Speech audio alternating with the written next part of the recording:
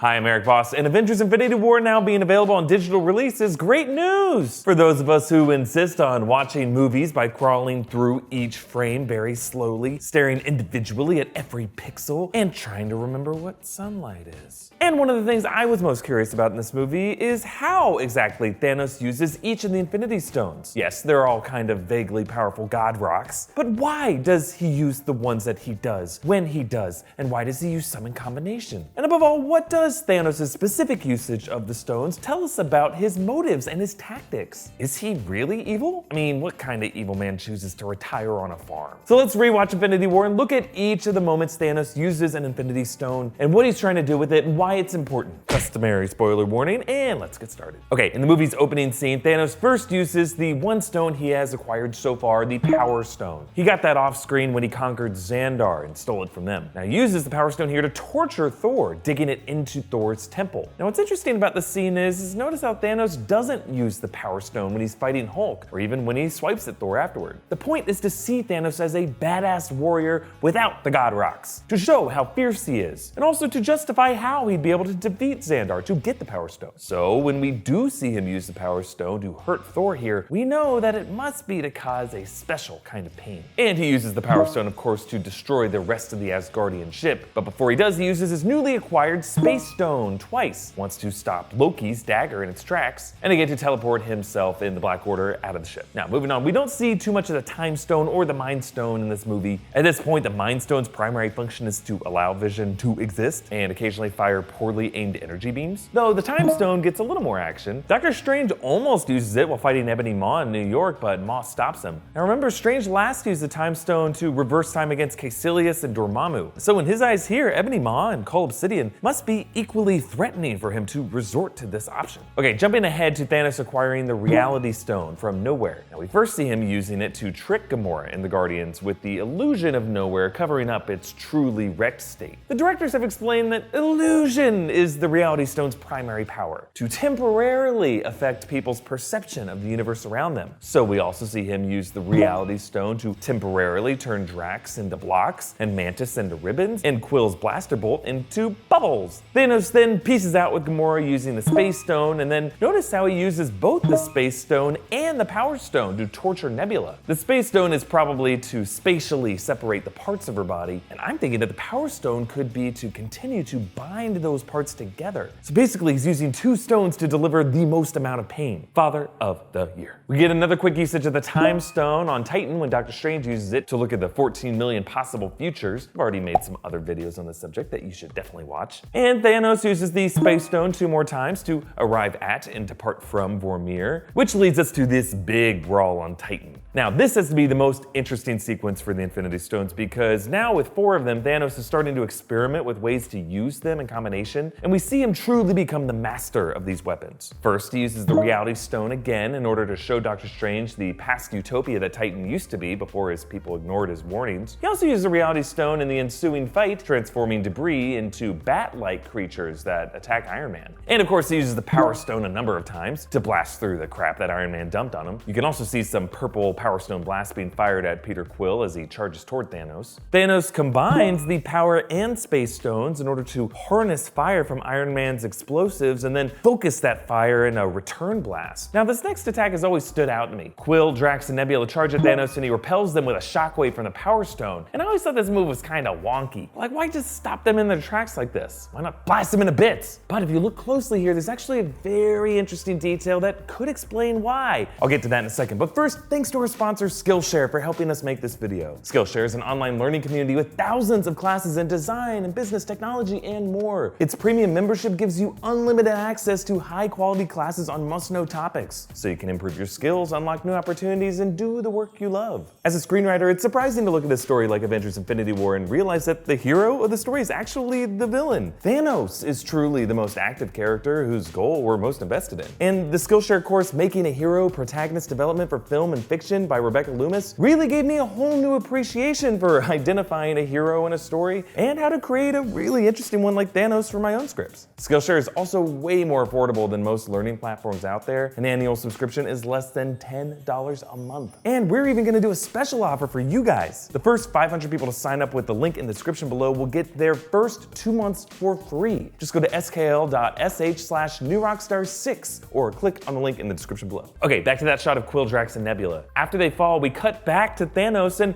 check out the gauntlet. That definitely looks like the orange Soul Stone illuminated there. So why would Thanos be using the Soul Stone? My theory is that he doesn't want to kill Nebula. Nebula is his adopted and least favorite daughter, but really his only daughter left. So he's coupling the Soul Stone with the Power Stone to repel these three, but to protect their souls in the process. That's just my thinking of why this effect looks the way it does. Next, Thanos makes a big move, combining the Power and Space Stones again to spike the moon. The directors explain that Thanos uses the Power Stone to break up the moon and the Space Stone to hurl it downward at them. Later, Thanos squares off against Doctor Strange in a very magical fight. Thanos fires a Power Stone blast at Strange, who responds by hitting Thanos with these mirror shards, which Thanos punches through with the Power Stone, and then uses the Space Stone to gather them into like a whirlwind at Strange. Then Doctor Strange duplicates himself into several fakes. And check this out. Thanos uses the Soul Stone to identify which of these doubles has Strange's soul and which is a real one. And then he wipes away the fakes with the Power Stone. And Thanos finishes off Strange with an interesting combination, the Space and Reality Stones. So he uses the Space Stone, I assume, to pull Strange in to choke him, and I assume that he's using the Reality Stone to prevent Doctor Strange from escaping into a different reality, which is something that we know Doctor Strange can do. Iron Man jumps in to try to resist Thanos unsuccessfully. Thanos holds him off with a few uses of the Power Stone, and that leads Thanos to depart with the Time Stone, using the Space Stone to head to Earth. He also immediately uses the Space Stone to evade Banner's tackle, phase shifting him through him and into a rock wall. He also Space Stones War Machine and Falcon, and to block the attack from Scarlet Witch as she tries to destroy the Mind Stone. And Thanos quickly takes out the rest with the Power Stone, Cap swiping him to the side, a shockwave at Bucky, and to take down Okoye and Black Widow. Following this is Thanos' one use of the Time Stone in this movie, to rewind time and prevent Scarlet Witch from destroying the Mind Stone so that he can yank it out of Vision's head himself. Now, Thanos of course uses all 6 Infinity Stones to snap half of all life away. But right before he does that, he also blasts all 6 at